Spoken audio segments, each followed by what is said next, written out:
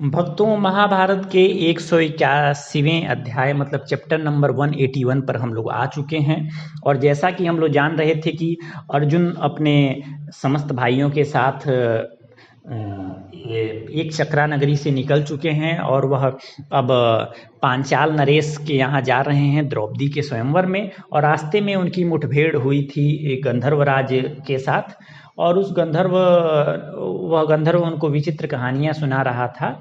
उन्हीं कहानी के प्रसंग में वह वशिष्ठ और विश्वामित्र जी के बीच की लड़ाई की कहानी सुना रहा था और राजा कलमाशपाद के बारे में बता रहा था कि राजा कलमाशपाद ने विश्वामित्र जी के द्वारा प्रेरित होकर के किस तरह से वशिष्ठ जी के सारे बच्चों का वध कर दिया था। और उसके बाद से जो वशिष्ठ जी के नाती पराशर ऋषि थे उन्होंने राक्षस सत्र यज्ञ करके राक्षसों का वध किया था, राक्षसों को जलाया था और ब्रह्मा जी के मानस पुत्र आकर के उस राक्षस सत्र यज्ञ को खत्म करवाए थे।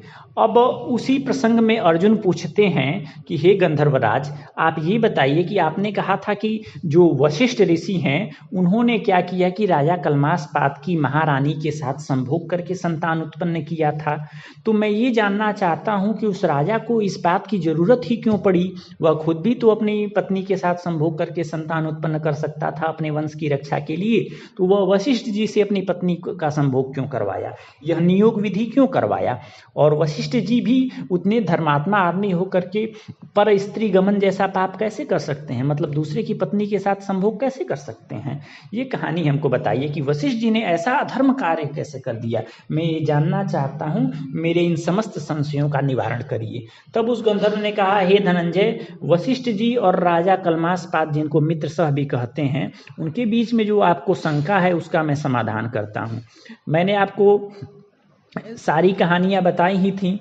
अब कहानियां ये जानिए कि जब राजा कलमाशपाद को श्राप लग गया था वशिष्ठ जी के लड़के शक्ति का, तो वह अपनी पत्नी के साथ दुखी होकर के नगर से बाहर आ गए और वे बेचारे बड़े क्रोध में थे। वह अपनी पत्नी के साथ वन में चारों ओर घूम रहे थे और बड़े चिंतित थे, बड़े भूखे थे। तो उन्होंने एक ब्राह्मण और एक ब्राह्मणी को देखा और वो ब्राह्मण ब्राह्मणी भी संभोग करने के लिए वहाँ एकत्रित थे। लेकिन जब उन्होंने राजा कलमाशपाद को देखा और राजा कलमाशपाद के अंदर तो राक्षस बैठा हुआ था, तो राजा कलमाशपाद को इतना भयानक रूप में देखा तो बेचारे संभोग अभी कर नहीं पाए थे, अभी अब तैयारी ही कर रहे थे।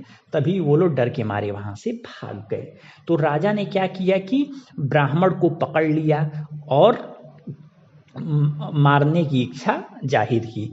तभी उस ब्राह्मणी ने देखा कि मेरा पति तो क्या हुआ है कि एक राक्षस के हाथ में आ गया है, क्योंकि राजा राक्षस बन चुके थे।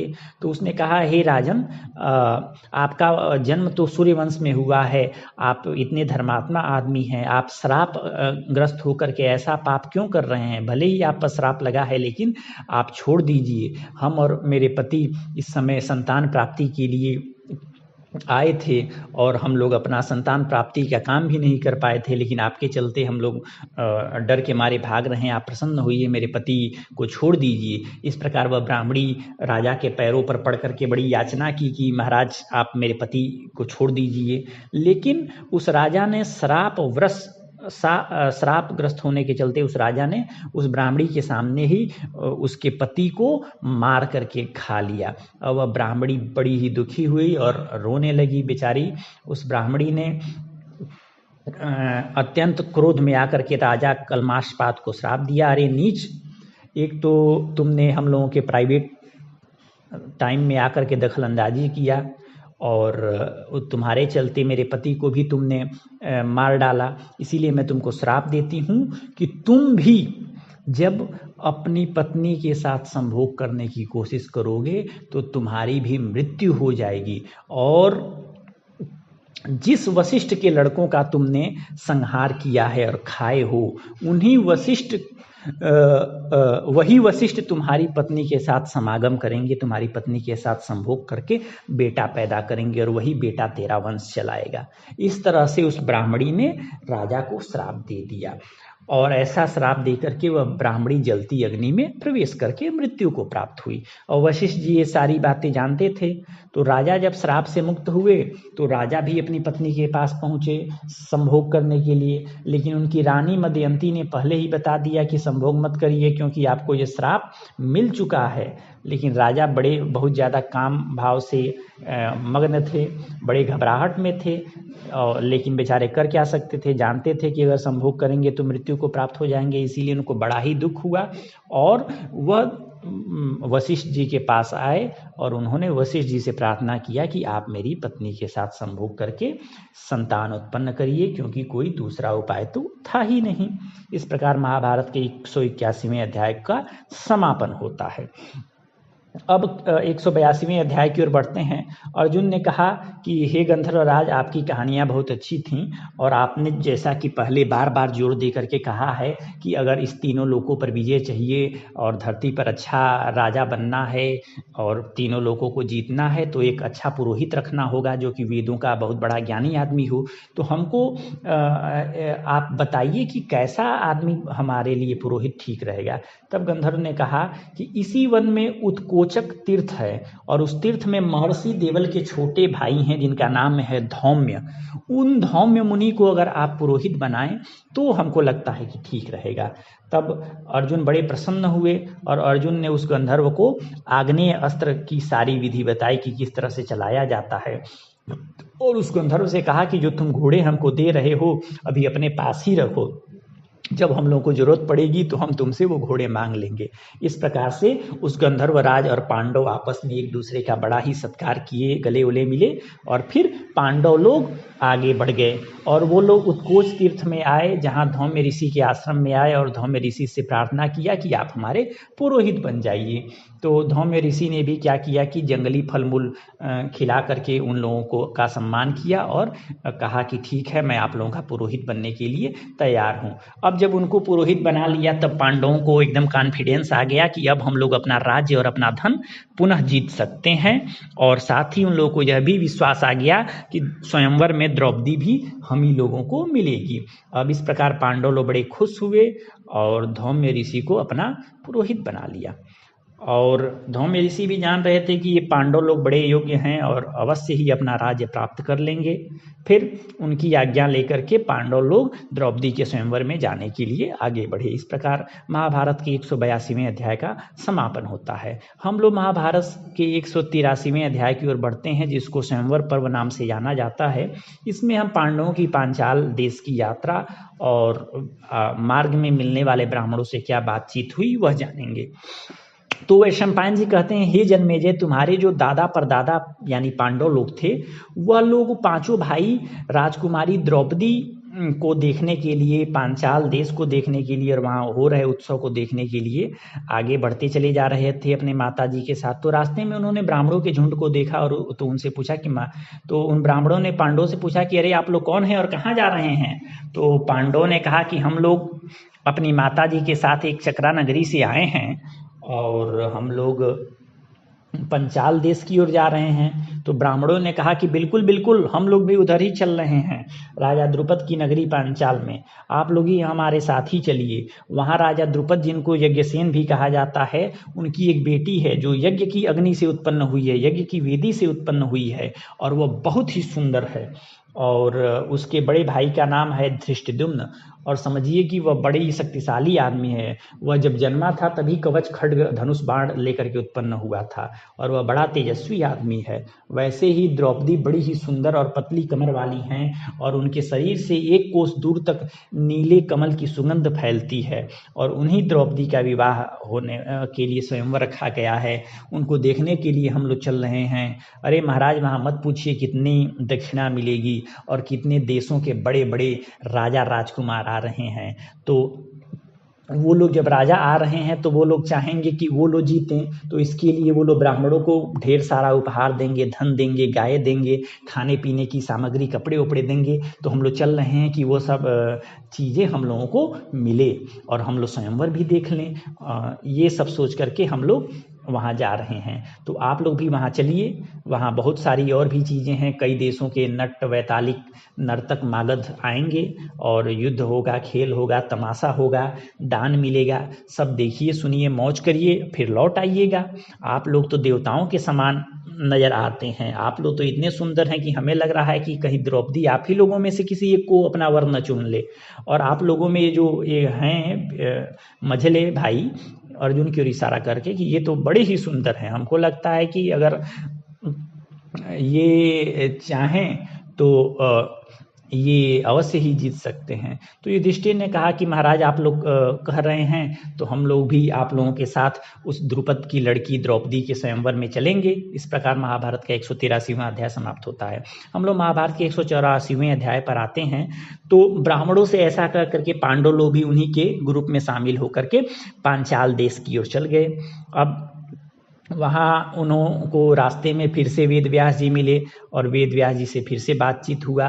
फिर वेद व्यास जी की आज्ञा और आशीर्वाद लेकर के पांडव लोग द्रुपद की नगरी की ओर चल गए। यानी कि वेद व्यास जी भी समय समय पर आकर के पांडवों को अपना ज्ञान और सहायता देते जा रहे हैं। अब क्या हुआ कि पांडव लोग कई दिनों तक यात्रा करके पांचाल नगर पहुँच गए। तो पांचाल नगर जब वो पहुँचे तो उन्होंने एक कुम्हार का घर देखा और उन्हीं के घर उन्होंने सोचा कि यहीं रहा जाएगा। और वहीं वो लोग ब्राह्मणों की तरह रहते हुए भिक्षा मांग करके खाने लगे और उनको कोई पहचान नहीं पा रहा था। अब इधर कहानी द्रुपद की ओर आती है। द्रुपद के मन में तो हमेशा था कि मैं अर्जुन के साथ ही अपनी बेटी का ब्याह करूं, लेकिन बेचारे किसी से कह नहीं पाते थे। तो इसीलिए उन्होंने अर्जुन को ही ध्यान में रखते हुए एक ऐसा धनुष बनाया था जिस धनुष को कोई दूसरा झुका न सके। क्योंकि धनुष की डोरी बांधने के लिए धनुष को झुकाना पड़ेगा ना, तो इतना खतरनाक धनुष बनवाया था कि धनुष को कोई झुका न सके। और उन्होंने एक आकाश यंत्र भी बनवाया था जो कि मतलब हमेशा घूमता रहता था। और उसी में एक ऐसा छोटा सा छिद्र बनवाया था, छेद बनवाया था कि उसी में क्या करना होगा, बाण चलाना होगा। फिर द्रुपद ने घोषणा किया था कि जो आदमी इस धनुष पर प्रत्यंचा चढ़ाएगा, मतलब डोरी बांध लेगा, और ये जो 5 बाण हैं उन बाणों से ये जो घूमता हुआ यंत्र है उसके छेद में बाण मार देगा, तो वही मेरी बेटी को प्राप्त करेगा। मतलब मछली की आंख वाला सीन नहीं है जैसा कि हम लोगों ने हमेशा से सुन रखा है। ठीक है।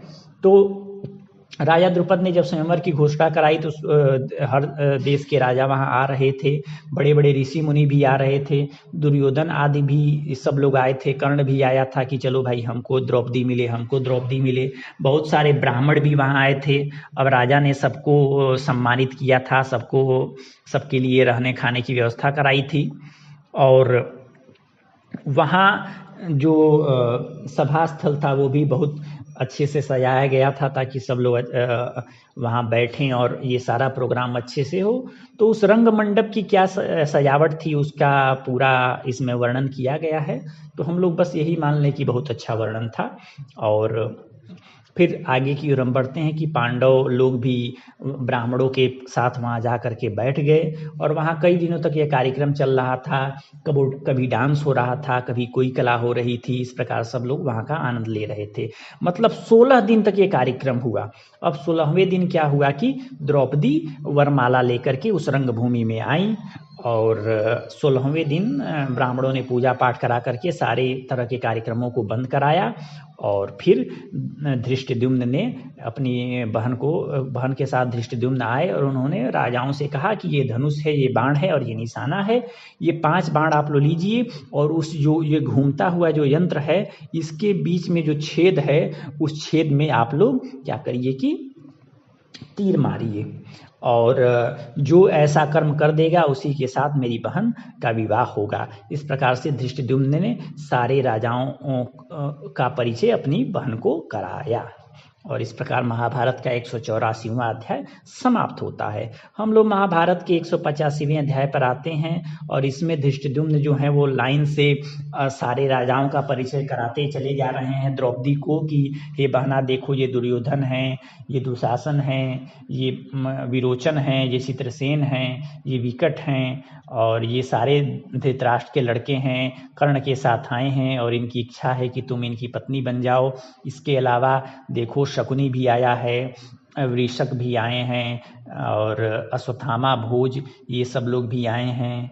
और इस तरह से उन्होंने जरासंध आदि सारे राजाओं का वर्णन किया कि कौन कौन राजा यहाँ पर आए हुए हैं, और सबका वर्णन करते हुए अपनी बहन को दिखाया कि ये सारे राजा आए हैं और ये जो इनमें से जो भी इस निशाने को बेच डालेगा उसी के साथ तुम आज शादी कर लेना। इस प्रकार महाभारत का 185वां अध्याय समाप्त होता है।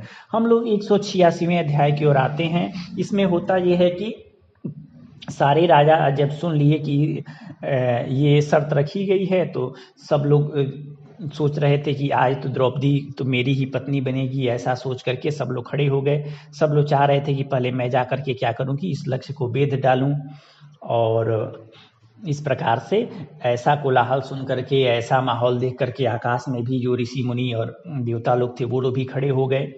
अब कृष्ण जी तो अपने यदुवंशी लोगों को समझा दिए कि भैया हम लोगों को पार्टिसिपेट नहीं करना है, बस देखना है कि माहौल क्या चल रहा है। और कृष्ण जी ने जब ब्राह्मणों की दृष्टि घुमाई तो वह समझ गए कि पांडव लोग भी आए हुए हैं, और बलराम जी से कहा कि भैया देखिए वह युधिष्ठिर, अर्जुन, भीम, नकुल, सहदेव सब लोग आकर के बैठे हुए हैं। तो बलराम जी जब देखे तो बलराम जी को भी बड़ा खुशी हुआ, और वो भी बड़े प्रसन्न हुए ये जान करके कि पांडव लोग जीवित हैं। लेकिन और जितने राजा थे उन लोगों का तो पूरा मन एकदम द्रौपदी की ओर लगा हुआ था, बार बार ये द्रौपदी की ओर ही देख रहे थे। तो वो उन लोगों का ध्यान ही नहीं गया कि वो लोग ब्राह्मणों की ओर देखें और उनमें पांडवों को ढूंढ पाए। इस प्रकार पांडव लोग भी जब द्रौपदी को देखे तो उनके मन में भी द्रौपदी को पाने की बड़ी तीव्र इच्छा हुई कि अरे मेरी हो जाए, मेरी हो जाए। अब क्या हुआ कि सारे राजाओं ने अपना अपना पराक्रम शुरू किया, उस धनुष पर अपनी प्रत्यंचा चढ़ानी शुरू की, मतलब धनुष पर डोरी बांधनी शुरू की। लेकिन बेचारे उस धनुष को बांध नहीं पाए, क्योंकि धनुष जब झटका मारता था तो लड़खड़ा करके दूर गिर जाते और हाथ मुंह तोड़ लेते थे अपना, और बेचारे शांत होकर के वापस बैठ जाते थे। तो वो राजा लोग जो ऐसा नहीं कर पाए वो लोग निराश हो गए कि अब तो द्रौपदी मिलेगी नहीं। तब कर्ण गया, और जब कर्ण गया तो उसने आसानी से उस धनुष की डोरी बांध ली, धनुष पर प्रत्यंचा चढ़ा दी, और धनुष पर 5 बाण एक साथ बांध लिए। अब जब धनुष बांध लिया तब पांडवों को भी मन ही मन लग गया कि ये तो ससुरा काम कर ले जाएगा, अवश्य ही ये लक्ष्य वेध ले जाएगा। लेकिन कर्ण को देख करके द्रौपदी ने उच्च स्वर में कहा कि मैं सूत जाति के पुरुष से अपना विवाह नहीं करूंगी।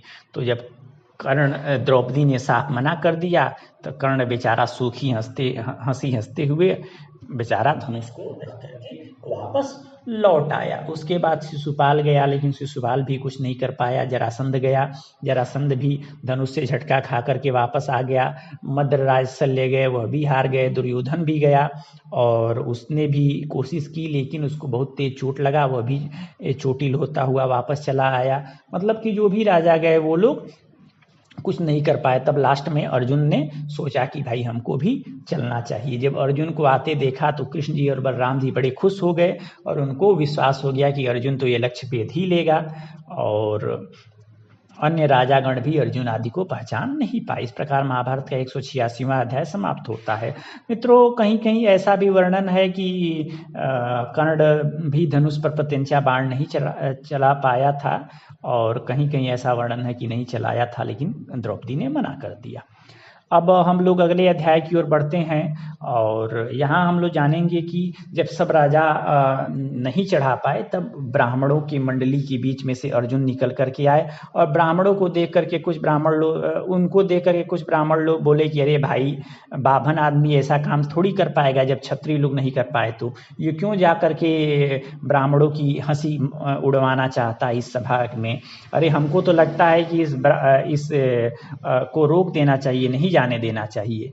जबकि कुछ ब्राह्मण बोले कि अरे भाई हंसी नहीं होगी, अरे जब राजा लोग नहीं कर पाए तो इसको भी ट्राई कर लेने दो, हमको तो लगता है कि ये कर ले जाएगा। अगर ये कर ले जाएगा तो सोचो कितना हम लोग को यश मिलेगा, ब्राह्मणों की इज्जत कितनी बढ़ जाएगी इस सभा में। और नहीं कर पाएगा तो क्या दिक्कत है, राजा लोग भी नहीं कर पाए, ये भी नहीं कर पाया।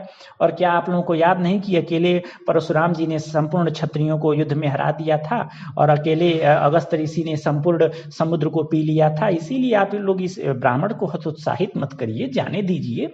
अरे कहीं ये लक्ष्य वेध में सफल हो जाए, इसीलिए हम तो ये कहते हैं कि इसको आशीर्वाद दीजिए कि ये ब्राह्मणों का नाम रोशन करे। ब्राह्मण लोग भी कहे कि हाँ हाँ बात तो सही है, अर्जुन को जाने देना चाहिए। मतलब नहीं जानते थे कि अर्जुन क्षत्रिय हैं, वो लोग तो ये जानते थे कि ये ब्राह्मण युवक है, जा रहा है तो जाने दो। अब अर्जुन पहुंचे, उन्होंने सबसे पहले भगवान शिव जी को मस्तक झुका करके प्रणाम किया, कृष्ण जी को भी मन ही मन याद करके और उस धनुष को उठा लिया और उस पर आराम से उन्होंने डोरी चढ़ाई और 5 बाण हाथ में लेकर के एकदम आराम से लक्ष्य का वेधन कर दिया। जब लक्ष्य को अर्जुन ने वेध दिया तो वह यंत्र था वो टुकड़े टुकड़े होकर के गिर गया और पूरा सभा में एकदम कोलाहल मच गया कि अरे वाह भाई वाह, देखो कितना शक्तिशाली आदमी है, इसने क्या कर दिया जो सारे राजा लोग नहीं कर पाए। अब इधर बाबा जी लोग का उत्साह एकदम बढ़ गया, ब्राह्मण लोग लगे कुल हाहाकार मचाने की, वाह वाह, कोलाहल मचाने। राजा लोगों का सर एकदम झुक गया और चारों ओर एकदम दुंदुभी बजने लगी, सब लोग उत्साह प्रकट करने लगे। द्रुपद भी बड़े खुश हुए और उन्होंने सोचा कि इस ब्राह्मण की सहायता करनी चाहिए। अब युधिष्ठिर जो थे वो देखे कि शोर ज़्यादा बढ़ गया है तो क्या हो कि लोग पहचान न लें, ऐसा सोच करके नकुल सहदेव के साथ वापस लौट आए। अब जब अर्जुन को देख करके द्रौपदी बड़ी खुश हुई और उन्होंने क्या किया कि देखा कि ये मतलब अर्जुन को पहचान थोड़ी न रही थी, बस देखा कि हाँ भाई ये इतना पराक्रमी आदमी है, तो मुस्कुराते हुए गई और उन्होंने क्या किया कि वह माला जो वरमाला थी वो अर्जुन के गले में डाल करके अर्जुन के बगल में खड़ी हो गई। और अर्जुन के बगल में जब खड़ी हुई तो वैसे ही लग रही थी जैसे सीता जी भगवान राम के बगल में खड़ी हों, जैसे इंद्र के बगल में उनकी पत्नी शची खड़ी हों। अब अर्जुन क्या हुए कि द्रौपदी को लेकर के रंगभूमि से बाहर निकल लिए, द्रौपदी उनके पीछे चल गई और उनके साथ जो ब्राह्मण चल रहे थे उन्होंने उनका बड़ा ही आदर सत्कार किया। इस प्रकार महाभारत का 187वां अध्याय समाप्त होता है। हम लोग 188वें अध्याय पर आते हैं। क्या हुआ कि जब राजा द्रुपद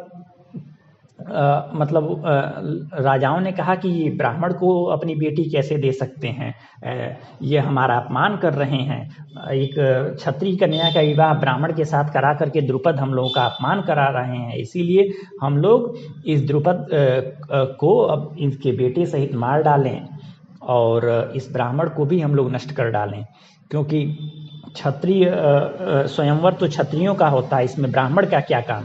अगर ये कन्या जो है हम लोगों में से किसी को अपना पति न बनाए तो इस द्रौपदी को भी हम लोग जलती आग में झोंक करके अपने अपने राज्य को चल देंगे। हालांकि ये ब्राह्मण है तो इसको नहीं मारना चाहिए, लेकिन द्रुपद को तो हम लोग दंड देंगे ही, क्योंकि द्रुपद ने हमारा अपमान किया है। ऐसा कह करके सारे राजा अस्त्र शस्त्र लेकर के द्रुपद की ओर हमला बोल दिए। अब द्रुपद एकदम भयभीत होकर के ब्राह्मणों की शरण में चले गए, क्योंकि ब्राह्मण ही उनकी रक्षा कर सकते थे, क्योंकि ये राजा लोग भी ब्राह्मणों पर तो तीर तलवार चलाते नहीं। तब उनकी रक्षा के लिए भीम और अर्जुन सामने आ गए और वो लोग भी जब देखे कि भीम और अर्जुन मतलब सामने हैं तो बोले कि ये क्या ब्राह्मण क्षत्रिय का भेद करना है, मारो इन सालों को। तो वो लोग भीम और अर्जुन पर भी राजा लोग टूट पड़े। अब भीम ने क्या किया, अपने हाथों से एक पेड़ को उखाड़ा और उसके पत्ते झाड़ करके उसी वृक्ष से वो क्या करने लगे कि अर्जुन के बगल में खड़े हो गए अर्जुन की रक्षा के लिए, और अर्जुन भी धनुष बाण लेकर के युद्ध के लिए खड़े हो गए। अब उनको देख करके कृष्ण जी ने बलराम से कहा कि भैया ये जो अर्जुन हैं वही धनुष बाण लेकर के खड़े हैं और जो वृक्ष उखाड़ करके राजाओं को से लड़ने के लिए खड़े हैं यही भीम हैं। भीम से बड़ा बलशाली कोई है नहीं। और जो अभी गए हैं सबसे बड़े वाले वो युधिष्ठिर थे और उनके साथ जो पीछे पीछे जो लोग जा रहे थे वो नकुल सहदेव थे। और मुझे पता चल चुका है कि ये लोग माता कुंती सहित लाक्षागृह से वापस निकल आए थे। और इस प्रकार से उन्होंने बलराम जी से कहा कि आपको घबराइए मत भैया, अर्जुन अकेले बहुत सारे योद्धाओं को नष्ट कर सकते हैं, इसीलिए हम लोग अगर बहुत दिक्कत हुआ तब जाके अर्जुन की सहायता करेंगे, लेकिन हमें नहीं लगता कि अर्जुन पराजित हो पाएंगे। तो बलराम जी ने कृष्ण से कहा कि मुझे बड़ी खुशी हुई कि बुआ कुंती के साथ सारे पांडव बच गए। इस प्रकार से महाभारत का 188वां अध्याय समाप्त होता है। महाभारत के 179वें अध्याय मतलब चैप्टर नंबर 189 पर आ चुके हैं। अब जो अन्य ब्राह्मणगण थे वो अर्जुन से कहने लगे कि अरे भाई तुम लोग लड़ना मत, हम लोग भी तुम्हारे सपोर्ट में हैं, तुम्हारे साथ हैं। तो अर्जुन बोले कि अरे ब्राह्मणों, आप लोग किनारे रहिए, चिंता मत करिए, हम लोग अकेले निपट लेंगे इन राजाओं से, आप लोग क्यों परेशान हो रहे हैं। इस प्रकार अर्जुन ने क्या किया कि जिस धनुष से लक्ष्य का वेधन करके द्रौपदी को पाया था, वही धनुष और बाण लेकर के अर्जुन अपने भाई के साथ खड़े हो गए। अब कर्ण आदि अन्य जो राजा थे वो लोग इन दोनों भाइयों पर टूट पड़े। लेकिन राजाओं ने ये भी कहा कि चलो ब्राह्मणों को मारना तो नहीं चाहिए, लेकिन ये जो ब्राह्मण गण हैं ये लोग खुद हमसे युद्ध की इच्छा रखने वाले हैं। तो शास्त्र तो यही कहता है कि अगर कोई ब्राह्मण युद्ध की इच्छा रखता हुआ सामने आए तो उसका भी वध किया जा सकता है। ऐसा विचार करके राजा लोग ब्राह्मणों पर टूट पड़े, यानी अर्जुन और भीम पर टूट पड़े। कर्ण जो था वो अर्जुन की ओर बढ़ा और राजा जो शल्य थे मद्र नरेश, वह भीम से लड़ने के लिए बढ़े। और अन्य जो दुर्योधन आदि थे वो लोग भी अन्य ब्राह्मणों के साथ उस युद्ध भूमि पर लड़ने लगे। मतलब अन्य ब्राह्मण भी थे, वो लोग भी अर्जुन और भीम की साइड से लड़ रहे थे, तो अन्य राजा उन लोगों से भी लड़ रहे थे। अब हुआ क्या कि अर्जुन ने कर्ण को कई बाण मारे, कर्ण ने भी अर्जुन की ओर बाण मारा, लेकिन अंत में क्या हुआ कि अर्जुन के बाण प्रहारों से कर्ण जो है वह विचलित हो गया और कर्ण ने कहा कि मैं आपके युद्ध कौशल से बड़ा ही संतुष्ट हूँ। आप कौन हैं? क्या आप परशुराम हैं, इंद्र हैं या साक्षात विष्णु हैं, और कि ब्राह्मण का रूप धर के आए हैं? क्योंकि अगर मैं युद्ध में क्रोधित होकर के लड़ने चला आऊं तो इंद्र और अर्जुन को छोड़ करके किसी और में हिम्मत है नहीं कि जो मेरा सामना करे। तो तुम मेरा सामना कर रहे हो ब्राह्मण, तुम तो धन्य हो। तो अर्जुन ने कहा कि मैं न तो परशुराम हूँ न इंद्र हूँ, मैं एक ब्राह्मण हूँ जिसको अस्त्र शस्त्र का पूरा नॉलेज है, और मुझे इंद्र अस्त्र भी आता है और ब्रह्मास्त्र भी आता है, इसीलिए मैं तुमसे युद्ध के लिए आया हूँ। तब और जब अर्जुन की ये बात सुना तो उसने कहा कि अरे भाई, तब तो आपसे लड़ना जीतना मुश्किल है। यह कह करके कर्ण वापस लौट गया। अब इधर राजा शल्य और भीम आपस में लड़ रहे थे। फिर भीम ने क्या किया कि उनको पटक करके मार करके मतलब किनारे कर दिया युद्ध भूमि में।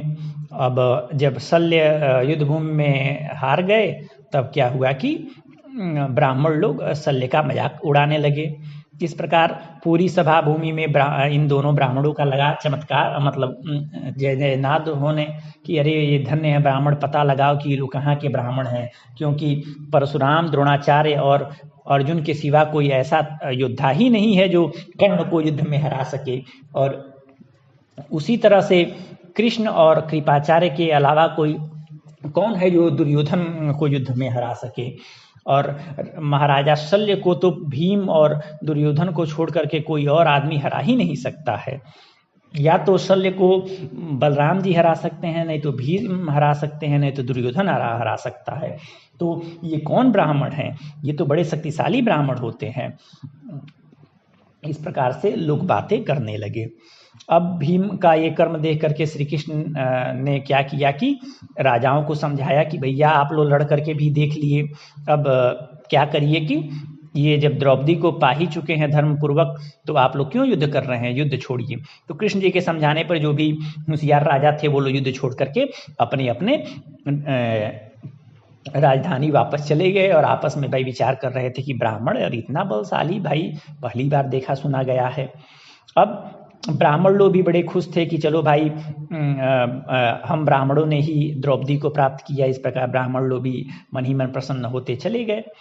और अर्जुन सब लोग भीम और अर्जुन को चारों ओर से घेर करके रखे हुए थे, और उन्हीं जनता की भीड़ में से ये भीम और अर्जुन जा रहे थे और साथ में उनके द्रौपदी भी पैदल पैदल चल रही थी।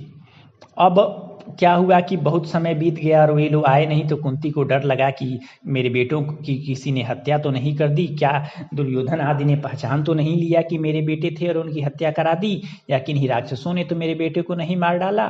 क्योंकि वेद व्यास जी तो बोले हैं कि ये लोग द्रौपदी को जीत के लाएंगे, लेकिन अब तक आए क्यों नहीं, क्या हो गया। इस प्रकार कुंती बहुत ज़्यादा चिंता कर रही थी। तभी अर्जुन उस कुम्हार के घर में पहुंचे जहां ये लोग पांडव लोग रहते थे। इस प्रकार 189वां अध्याय यानी चैप्टर नंबर 189 समाप्त होता है। हम लोग अगले अध्याय की ओर बढ़ते हैं जो कि चैप्टर नंबर 190 है। यहाँ होता क्या है कि भीम और अर्जुन जब पहुंचते हैं तो बोलते हैं माता हम लोग भिक्षा लेकर के आए हैं। तो बिना अपने बेटे की ओर देखे कुंती बोलती है कि सभी भाई आपस में बांट लो। अब जब कुंती देखती हैं तो वो चिंतित हो जाती हैं कि मैंने क्या बोल दिया, और युधिष्ठिर के पास आकर के कहती हैं कि बेटा ये द्रौपदी को लेकर के आए भीम और अर्जुन और बोले कि माता हम लोग भिक्षा लेकर के आए हैं, तो मैंने कहा सभी भाई बांट लो।